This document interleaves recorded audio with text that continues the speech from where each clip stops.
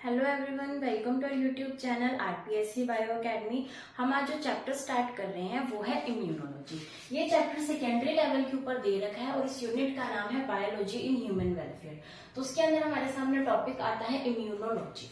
तो हम स्टार्ट करते हैं इम्यूनोलॉजी को। इम्यूनोलॉजी वर्ड जो है ये 2 वर्ड से मिलकर बना है, immune plus logy. Immune plus logy, ये 2 वर्ड से मिलकर क्या बना है, इम्यूनोलॉजी बना है। लॉजी का मतलब होता है स्टडी। लॉजी का मतलब क्या होता है, स्टडी। जैसे अपने कहते हैं बायोलॉजी, तो उसके अंदर भी लॉजी। लॉजी का मतलब क्या होता है, स्टडी। ठीक है। उसके बाद आता है इम्यून। इम्यून का मतलब क्या होता है, इम्यून का मतलब होता है फ्रीडम, यानी कि आजादी। तो इम्यून का मतलब है आजादी। तो ये तो क्या बन रहा है, आजादी की स्टडी, लेकिन ऐसा नहीं है। फ्रीडम, यहाँ पर फ्रीडम किसके रेफरेंस में है, फ्रीडम का मतलब है किसी भी डिजीज से, किसी भी डिजीज से क्या मिल रही है यहाँ पर हमें, फ्रीडम। यानी किसी भी तरीके से हमारे शरीर के अंदर कोई भी ऐसा पैथोजन आ रहा है या कोई बैक्टीरिया है, वायरस है, उससे हमारी जो बॉडी है हमें क्या प्रोवाइड करवाती है, सुरक्षा, प्रोटेक्शन प्रोवाइड करवाती है, जिससे कि हम क्या हो सके, हमें फ्रीडम मिल सके। किससे, उस बैक्टीरिया से, उस वायरस से, उस पैथोजन से, या फिर उससे होने वाली डिजीजेस से हमें क्या मिल सके, हमें उससे आजादी मिल सके, हमें उससे फ्रीडम मिल सके। इसलिए यहाँ पर वर्ड क्या आता है, इम्यून, क्योंकि इम्यून का मतलब ही क्या है, आजादी यानी फ्रीडम। तो हम उस इम्यून सिस्टम की बात कर रहे हैं जो हमें क्या करता है, प्रोटेक्ट करता है। हमारे आसपास जो भी बैक्टीरिया, वायरसेस, पैथोजेंस, एंटीजेंस ऐसे प्रेजेंट होती हैं जो हमें क्या कॉज कर सकते हैं, कुछ डिजीजेस कॉज कर सकते हैं, और उस डिजीजेस से बचाने का काम हमारे शरीर के अंदर कौन करता है, इम्यून सिस्टम करता है। और उसी इम्यून सिस्टम की स्टडी को हम क्या कहते हैं, इम्यूनोलॉजी कहते हैं। ठीक है। तो अभी हम देखते हैं कि इम्यून सिस्टम के बारे में, इसके आगे देखते हैं।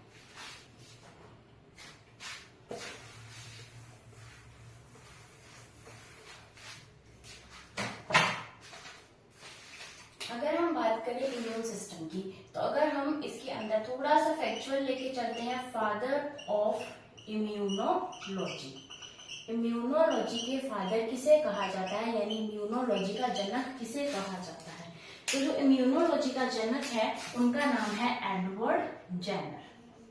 तो इम्यूनोलॉजी के फादर कौन है, एडवर्ड जेनर। एडवर्ड जेनर को इम्यूनोलॉजी का फादर क्यों कहा जाता है, क्योंकि इन्होंने स्मॉल पॉक्स के टीके का आविष्कार किया। क्या किया इन्होंने, स्मॉल पॉक्स के टीका बनाया था इन्होंने, या क्या कह सकते हैं, वैक्सीन बनाई थी। तो इन्होंने स्मॉल पॉक्स का टीका बनाया था, और उस टीके की वजह से इनको क्या बोला जाता है, फादर ऑफ इम्यूनोलॉजी बोला जाता है।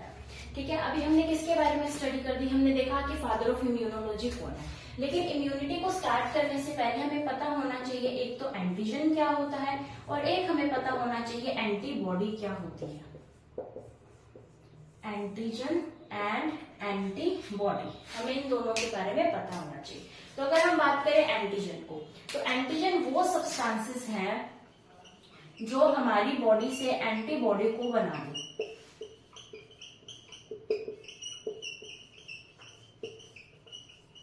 वो सब्सटेंसेस जो हमारी बॉडी में एंटीबॉडी की क्या कर दे, फॉर्मेशन कर दे। यानी कि एंटीजन क्या हो सकता है, अगर कोई बैक्टीरिया है वो मुझे कॉज कर रहा है कोई भी डिजीज, तो वो बैक्टीरिया कैसा हो गया, एक ऐसा सब्सटेंस, या हम कह सकते हैं कैसा ऑर्गेनिज्म, ज्यादा सही रहेगा, एक ऐसा ऑर्गेनिज्म कह सकते हैं, या फिर हम कह सकते हैं कोई भी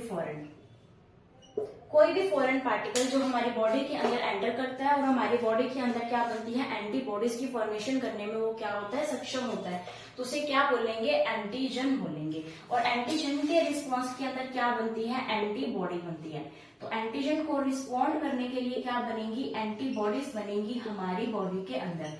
तो एंटीजन क्या है, कोई भी फॉरेन पार्टिकल जो हमारी बॉडी में एंटीबॉडी की फॉर्मेशन कर दे। एंटीबॉडी कुछ भी नहीं है, एंटीबॉडी एक तरीके की प्रोटीन्स है जो हमें क्या करती है, जो हमें सुरक्षा प्रदान करती है किसी भी बाहरी आने वाले पार्टिकल से। और एंटीबॉडी उसी के एंटीजन के रिस्पॉन्ड में ही हमारे शरीर के अंदर बनती है। तो इससे पहले कि हमें ये 2 टर्म्स जो है वो पता होनी चाहिए, और इन दोनों का जो रिएक्शन है, इन दोनों की जो भी एक्टिविटी है उसे क्या बोला जाता है, एग्लूटिनेशन। यानी एंटीजन एंटीबॉडी रिएक्शन को क्या नाम देंगे, एग्लूटिनेशन नाम देंगे। ये क्या है, एंटीजन एंटीबॉडी रिएक्शन। क्योंकि एंटीजन हमारी बॉडी में आएगा, उसके अगेंस्ट क्या बनेगी, एंटीबॉडी। तो उन दोनों के साथ में कोई तो क्रिया होगी कि ये एंटीबॉडी इस एंटीजन को नष्ट करेगी। तो उस क्रिया को क्या बोला जाता है, एग्लूटिनेशन कहा जाता है। तो अभी हम स्टार्ट करते हैं हमारी इम्यूनिटी को।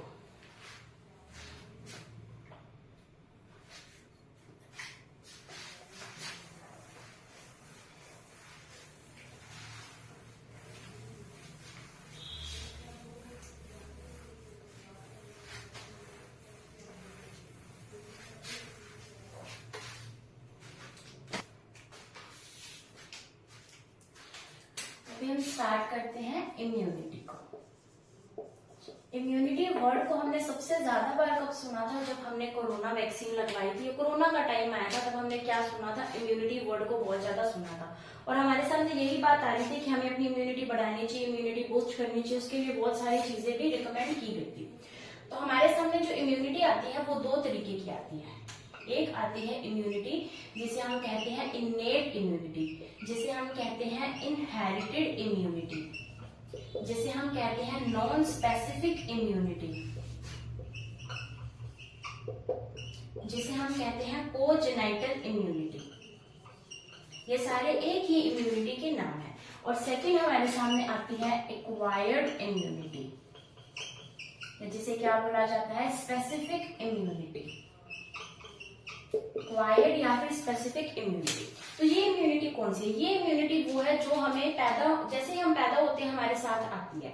किसी भी बेबी के अंदर, न्यू बॉर्न बेबी के अंदर जो वो इम्यूनिटी लेकर पैदा हुआ है वो क्या है? वो है इन्नेट इम्यूनिटी, या उसे इनहेरिटेड इम्यूनिटी, या फिर उसे नॉन स्पेसिफिक इम्यूनिटी, या फिर उसे कोजेनाइटल इम्यूनिटी कहते हैं।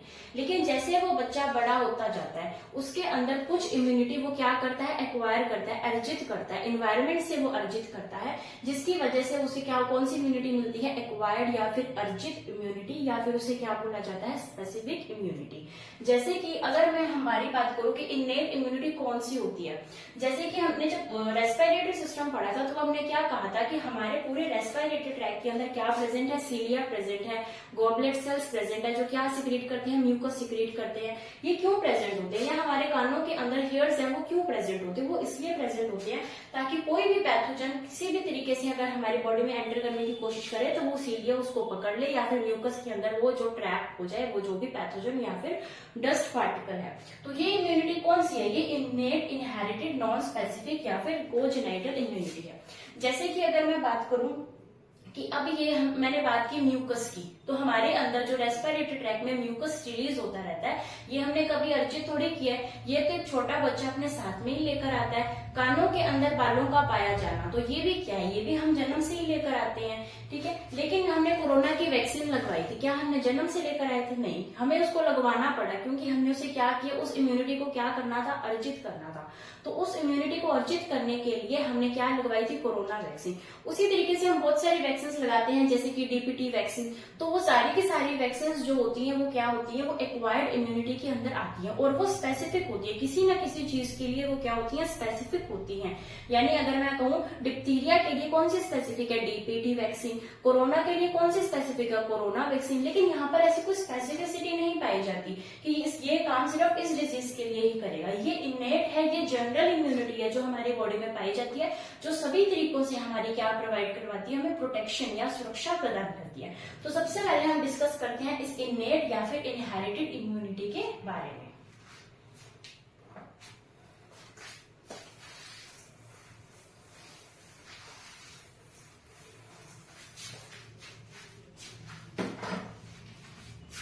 सबसे पहले हमारे सामने क्या आती है? फर्स्ट इम्यूनिटी, जिसका नाम है इन्नेट इम्यूनिटी, जो हमें कैसे मिली है? जन्म के साथ, जिसे हम क्या कहते हैं? जन्मजात। ये हमें जन्म के साथ मिली है। तो कौन कौन सी इम्यूनिटी है जो हमें जन्म के साथ मिली है? इससे जो है क्वेश्चन बन चुका है ग्रेड 1 के अंदर। तो हमें सबसे पहले तो ये पता होना चाहिए कि कौन सी इम्यूनिटी? इन्नेट इम्यूनिटी है।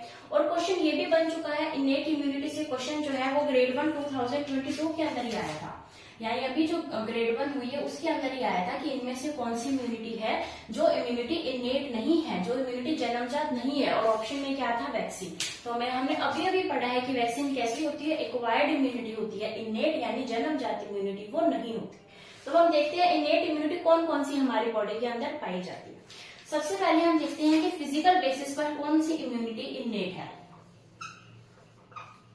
अगर हम फिजिकल बेसिस की बात करें तो फिजिकल बेसिस के अंदर सबसे पहले जो हमारे सामने आती है वो है हमारी स्किन। बिल्कुल, हमारी स्किन भी हमें इम्यूनिटी प्रोवाइड करवाती है, हमारी रक्षा करती है। कैसे? क्योंकि अगर हम बात करें हमारी स्किन की, हमारी स्किन कैसी होती है? हमारी स्किन डेड होती है। हमारी स्किन की सबसे अपर लेयर कौन सी होती है? हमारी स्किन की सबसे अपर लेयर होती है स्ट्रेटम कॉर्नियम। Stratum cornea. तो ये हमारी स्किन की आउटर मोस्ट लेयर होती है, जो कि कैसी होती है, डेड। ये डेड क्यों होती है? ये जीवित भी तो हो सकती थी। ये डेड इसलिए होती है जिसकी वजह से हमारे स्किन के ऊपर किसी भी तरीके की माइक्रोबियल ग्रोथ ना हो सके, कोई भी बैक्टीरिया हमारी स्किन के थ्रू हमारी बॉडी में एंटर ना कर सके। तो इसे क्या बोला जाता है? इसे स्किन द्वारा प्रोवाइड इम्यूनिटी कहा जाता है। यानी स्किन हमारे अंदर क्या प्रोवाइड करवाती है? इम्यूनिटी प्रोवाइड करवाती है। और ये कैसी इम्यूनिटी है? ये इसे हम ये बोल सकते हैं, this is the first line defence. First line defence यानी जो इम्यूनिटी, इनेट इम्यूनिटी है, उसे क्या बोलेंगे हम? First line. यानी सबसे पहले अगर किसी भी पैथोजन को, बैक्टीरिया को, वायरस को हमारी बॉडी के अंदर आना है तो उसको सबसे पहले किससे लड़ना पड़ेगा? इस इनेट इम्यूनिटी से ही लड़ना पड़ेगा। ठीक है। और फिजिकल के अंदर हमने सबसे पहले कौन सी पढ़ी है? स्किन।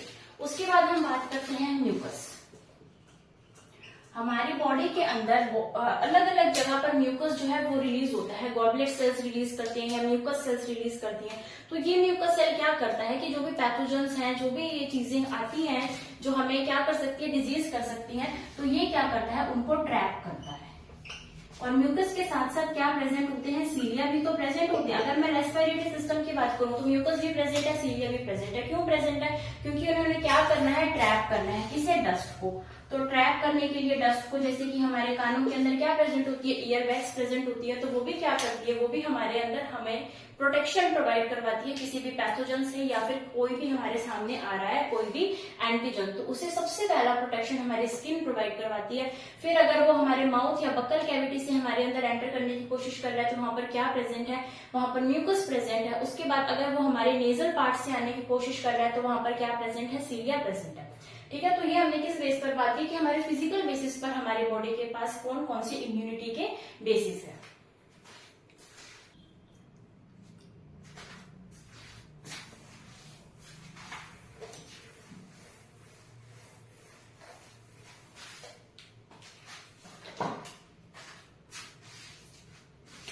उसके बाद हम डिस्कस करते हैं फिजियोलॉजिकल बेसिस।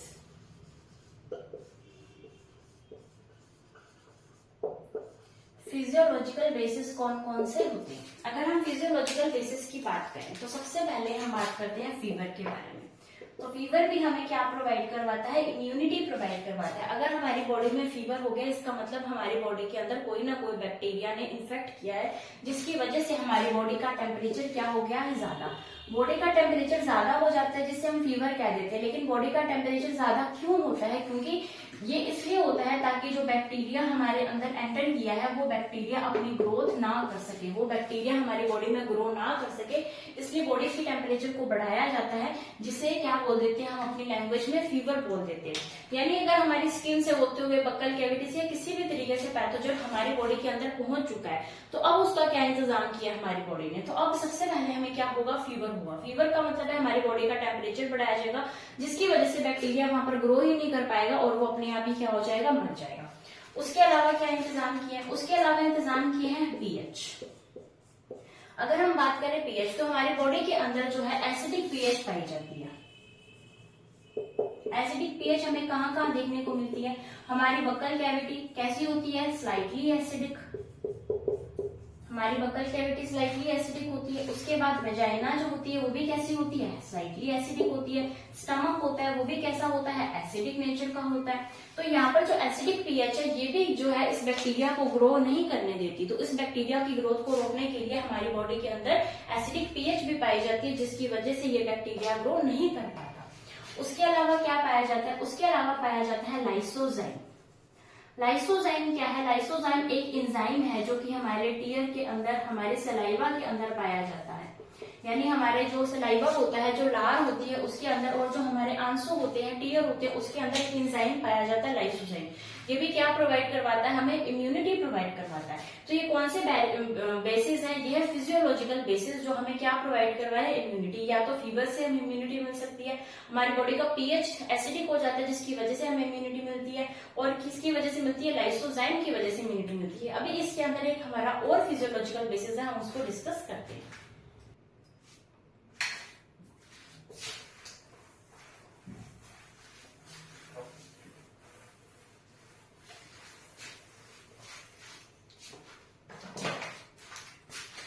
अभी हम डिस्कस करते हैं इंटरफेरॉन्स के बारे में। इंटरफेरॉन्स क्या होते हैं? अगर किसी सेल को किसी वायरस ने इन्फेक्ट कर दिया, सपोज इस सेल को किसने इन्फेक्ट कर दिया? वायरस ने। एक वायरस आया और वायरस ने इस सेल को इन्फेक्ट कर दिया। अब ये जो सेल है, इस सेल का काम है कि ये तो इन्फेक्ट हो चुका है, अब इसने इसके आसपास वाली सेल्स को बचाना है। किससे? इस वायरस से। तो ये सेल क्या करेगा? ये सेल रिलीज करेगा इंटरफेरॉन्स।